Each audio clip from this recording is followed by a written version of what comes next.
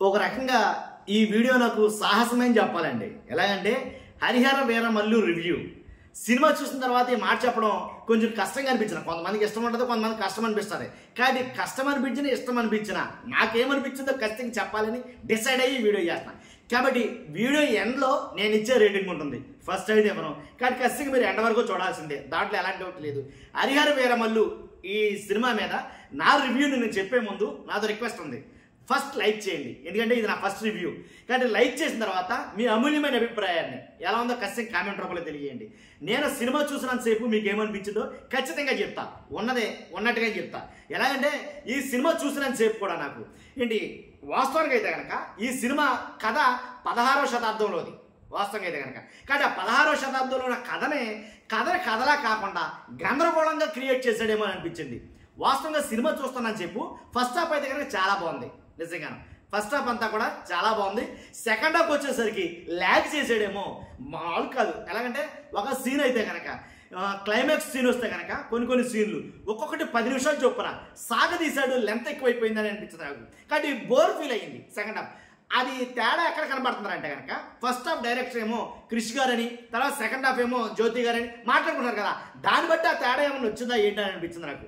తర్వాత ఇంకోటి సంగీతం చూసుకుంటే కనుక కీరవాణి గారు ఈ సినిమాలో ఉన్న అందరికన్నా ఆయన ఒక్కడే న్యాయం చేశాడేమో అని అనిపించింది. న్యాయం చేశాడేమో అని అనిపించిన కొద్దిసేపట్లోనే ఆయన కొన్ని బీజిఎంలు వేశాడు. పవన్ కళ్యాణ్ గారు వచ్చినప్పుడు అలాగే కొన్ని చోట్ల కొన్ని బీజిఎంలు పడ్డాయి. ఆ బీజిఎంలు చూస్తే నిజంగానో బాబు ఏంటిది, డీజేలు ఏంట్రా బాబు అనిపించింది ఒక్కొక్కసారి. కానీ అంటే బాగుంది అని అనిపించిన చోటునే ఆ బీజిఎం కొంచెం ఎక్కువ అనిపించింది. ఎందుకంటే పవన్ కళ్యాణ్ గారి పాత్రకి తగ్గట్టుగా ఆ పవన్ కళ్యాణ్ గారి పాత్రకి ఎలివేషన్స్ ఉంటే బాగుండు, పవన్ కళ్యాణ్ గారికి ఎలివేషన్స్ ఇచ్చారేమో అని అన్నట్టు అనిపించింది నాకు. ఇది it's purely my personal opinion అండి, దీంట్లో ఎలాంటి వేరేది ఏమీ లేదు. తర్వాత యాక్టింగ్ సంబంధించింది, పవన్ కళ్యాణ్ గారి యాక్టింగ్ అంటే మీకు చెప్పనవసరం లేదు. కానీ యాక్టింగ్ ఎరగదీసేసేసే అంత సీన్లు అయితే కనుక సినిమాలో లేవు, ఆ కథలో అయితే కనుక లేవు, ఇది వాస్తవం. కాబట్టి అంటే జీవించేసే సినిమాలు అయితే సీన్లు అయితే కనుక అలాంటి అంటే యాక్టింగ్కి తగ్గ సీన్లు అయితే కనుక ఏమీ లేవు అని అయితే చెప్పాలి వాస్తవంగా. తర్వాత ఆయన పాత్రే ఒక గజదొంగ పాత్ర, ఈ సినిమాలో ఆయన ఒక గజదొంగ పాత్ర. ఆ గజదొంగ తర్వాత మళ్ళీ సనాతన ధర్మాన్ని ఎత్తుకోవడం, హిందూ ధర్మాన్ని ఎత్తుకోవడం, ఇలాగ ఎలా అంటే కథని మెల్ట్ చేసేసాడేమో అని అనిపించింది నాకు. కాబట్టి ఆ పాత్ర తగ్గ న్యాయం అయితే కనుక జరగలేదేమో కథలో అని అనిపించింది. మీ అభిప్రాయం కూడా తెలియజేయండి ఖచ్చితంగా. తర్వాత ఇది అన్నింటికన్నా డిజాస్టర్ ఏంటంటే ఈ సినిమాలో మరీ ఘోరం ఏంటంటే కనుక విఎఫ్ఎక్స్. ఏదైతే విఎఫ్ఎక్స్ ఉందో సెకండ్ హాఫ్లో వచ్చే విఎఫ్ఎక్స్ అన్నీ కూడా క్లైమాక్స్ ఏదైతే గుర్రాల సీక్వెల్ సీన్ ఉందో అలాగే సుడిగుండం సీన్ ఉందో ఆ సీన్ చూస్తే కనుక మరీ ఘోరంగా అనిపించింది వాస్తవంగా మాట్లాడాలంటే. అసలు విఎఫ్ఎక్స్ అసలు ఈ మధ్య వచ్చిన కాలంలో చూస్తే కనుక ఈ మధ్యన వచ్చిన సినిమాలు ఈ మధ్యకాలంలో వచ్చిన సినిమాలు చూస్తే కనుక ఆ విఎఫ్ఎక్స్ అసలు ఆ సీజీ వర్క్ కానీ ఆ విఎఫ్ఎక్స్ వర్క్ కానీ ఎంత దారుణంగా అయితే లేదు. ఒక రకంగా చెప్పాల్సి వస్తే కనుక ఆ విఎఫ్ఎక్స్ ఏది రీసెంట్గా వచ్చినటువంటి ఏదైతే మంచు విష్ణు గారి సినిమా ఉందో ఆ సినిమా అదే బెటర్ అనిపించింది నాకు నిజంగా. కాబట్టి అంత దారుణంగా అయితే కనుక మరీ దారుణం, ఇక దాని గురించి అయితే చెప్పుకోవడానికి మాట్లాడలేవు అసలు. కాబట్టి ఇలాగా కొన్ని అయితే కనుక అంటే డైరెక్టర్ల మార్పునో లేకపోతే ఆ విఎఫ్ఎక్స్ ప్రాబ్లమ్ అనో, అంటే వాస్తవం చెప్పాలంటే ట్రైలర్ని చూసి మోసపోయామేమో అని అనిపించింది నాకు.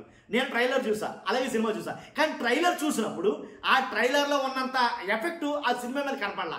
చాలామంది ట్రైలర్ చూసి బీభత్సంగా ఉందని అనుకున్నారు వాస్తవంగా చాలామంది, కానీ ఆ పరిస్థితులు అయితే కనుక సినిమా లేదు, ఇదైతే వాస్తవం, దాంట్లో ఎలాంటి డౌట్ లేదు. ఇలాగా కొన్ని తగ్గట్టుగా అయితే లేవు. అంటే చాలా కాలం తర్వాత వచ్చింది పవన్ కళ్యాణ్ గారికి సినిమా, ఇంచుమించుగా అంటే అసలు హిట్ అయ్యి బాగా నెంబర్ 1 హిట్ అయిందిరా పవన్ కళ్యాణ్ గారికి అని అనుకున్న సినిమాలు ఈ మధ్యకాలంలో అయితే లేవు. అలాంటిది ఇంచుమించుగా 5-10 సంవత్సరాల తర్వాత వస్తున్న ఒక సినిమా అంటే హిట్ అవుతుంది అని అనుకుంటున్న సినిమా. కాబట్టి ఆ సినిమా అంచనాలు ఏ రకంగా ఉంటాయో తెలుసు, కానీ దీని హైప్ కూడా అలా తీసుకెళ్లారు. ఎలా అంటే 2-3 పార్టీలు కలిపి. ఇక్కడ మీకు ఒక విషయం చెప్పాలా, అసలు నీకు సినిమా రివ్యూలకి పాలిటిక్స్ ఎనాలిసిస్కి నీకు సంబంధం ఏంటని మీలో చాలామందికి అనుమానం రావచ్చు. వచ్చిందా? ఫస్ట్లో వచ్చి ఉంటుంది, కానీ దానికి నేను సమాధానం చెప్పాలి ఇప్పుడు. ఎందుకంటే పొలిటికల్ ఎనాలిసిస్ చేసే నేను రివ్యూ ఎందుకు చెప్తున్నాను రా ఈ సినిమా కంటే కనుక అక్కడ యాక్ట్ చేసింది రాజకీయంగా డిప్యూటీ సీఎం గారు, అవును కదా.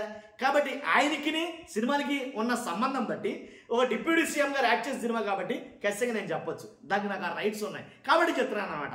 కాబట్టి ఇక మీదట మనం రివ్యూలు కూడా చెప్తాం అని అనడంలో మీకు నేను చాలా హింట్ ఇచ్చినట్టు అవుతుంది అనమాట. కాబట్టి ఈ రివ్యూ ఎలా చెప్పాను అనేది నాకు మీరు ఇచ్చే రేటింగ్ ఎంత ఉంటుంది, నేను సినిమాకి ఇచ్చే రేటింగ్ ఎలా ఇస్తాను, కానీ ఈ రివ్యూ చెప్తున్న నాకు మీరు ఇచ్చే రేటింగ్ జెన్యున్గా ఇవ్వండి.